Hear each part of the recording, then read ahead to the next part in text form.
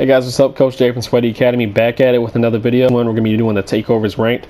We're at the end of NBA 2K20's life cycle, so I thought it would be cool to do, just a ranking of all the takes and everything that pretty much that summarizes all of NBA 2K20. I got 2K20 around December, so I was kind of in the middle of it, but I think I get a pretty good judge of what overall is the best take, and you can see I'm on it right now. We're starting out the video with number one.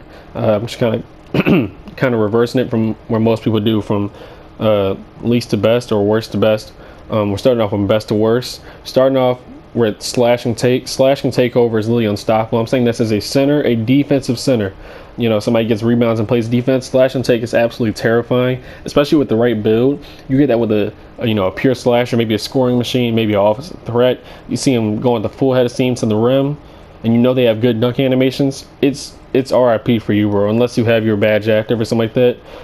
Even with rim protector takeover active, I've seen people get dunked on all the time when somebody's a slash and take on. I mean, you're playing against a slasher or somebody with full head of steam going to the rack, you might as well not contest, because it's either going to be a foul and you're going to get dunked on, or you're just going to get dunked on. So, I mean, slash and take is really good because it boosts the speed and everything.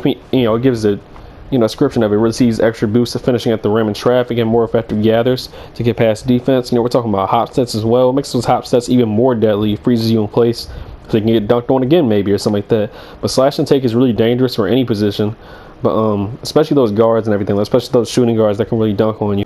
For the next badge at number two, I think we all had a good idea what it was going to be. It's going to be between two things, in my opinion. For number two, it's really hotly contested spot, but I'm going to go with spot up shooter take. Spot up shooters get a marked improvement to hit from deep, especially in catch and shoot situations.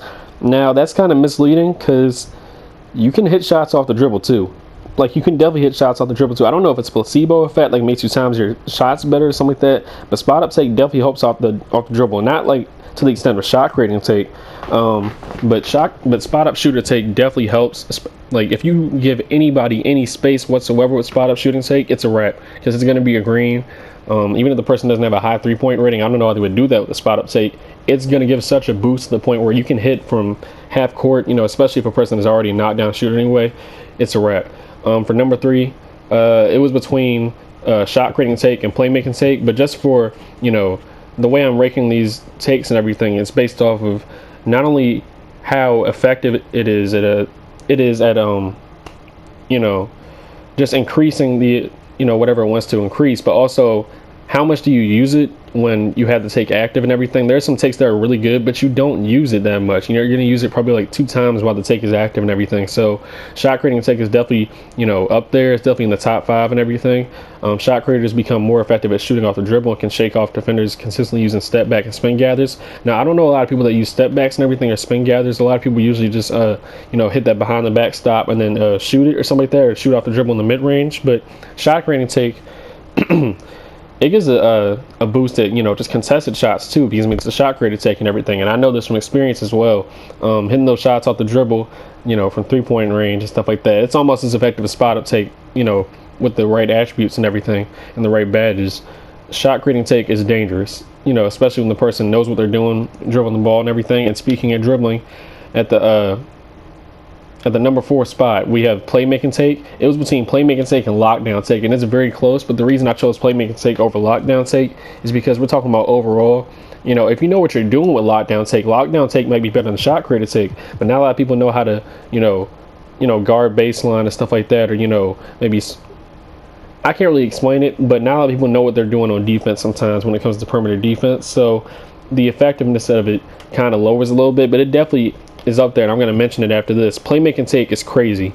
Playmaking take is absolutely insane. I've seen big men have playmaking take, and they just start, we're talking about the stretch playmakers and everything, the playmaking glass leaners.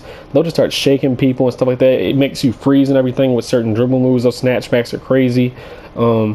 For those people that like to make, highlight reel takes for NBA 2K, most of the time what I see them have is playmaking take. Either that or spot up shooter take. But playmaking take is definitely crazy for those ISO players that like to dribble and everything and span dribble moves and stuff like that. It's definitely crazy. It says playmakers can freeze defenders more often with augmented ball handling abilities and can enhance their teammates' shot making off assists. Yeah, it definitely helps with that too. But a lot of times what people use playmaking take for is for ISOs. So, yeah, I mean, the reason that you haven't seen any big man takes, and I know some people might be saying you're a big man, so why don't you put some of the big man takes? The only reason that I say that is because the big man takes aren't as effective for taking over an entire game as some of these takes are for those guards and stuff like that, and those scorers and stuff like that. They're definitely really good, and I think they should be put in a category of their own, but they don't affect the game as much as those other takes and everything, as these takes that I've showed you so far. But next up is lockdown defender take. Lockdown defenders receive boosts for steals and shot contests, allowing them to clamp down even the best scorers in the game. Yeah, it's pretty self-explanatory, and it definitely lives up to that description. If you know what you're doing as far as playing perimeter defense, knowing when to contest, knowing how to guard people and stuff like that, you can become a menace to society with this badge active. I mean, not badge, but takeover active. It's definitely one of the best when you know what you're doing. It's probably top 3 when you know what you're doing. But due to the fact that not only do I not see a lot of people have the lockdown take, a lot of people might not know how to use it. I see a lot of people playing bad perimeter defense and everything. I'm saying this as a center. So that's the only reason it's down at the spot that it is now, but we're going to go to the next one. All right, for the next spot of all the takeovers, we have glass cleaner. I've heard people argue that rim protector is better than glass cleaner, but it doesn't make any sense to me because I've seen plenty of people still get bullied in the paint with rim protector active. And so I don't know if that comes down to their skill or just overall, but either way, it's the purpose of the takeover is to make whatever attribute it's supposed to boost literally nearly unstoppable because it's a takeover badge. But Glasslinger definitely does that. I'm saying this as a person who has Glasslinger lock and everything. I think he's 6'10", 6'11". If you know how to position yourself and everything, you can already get insane boards. But if you know where the rebound is going to go, you're unstoppable on the boards.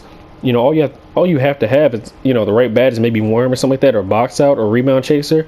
Rebound Chaser and Worm are 2 badges that would be great for this and stuff like that, or Box Out.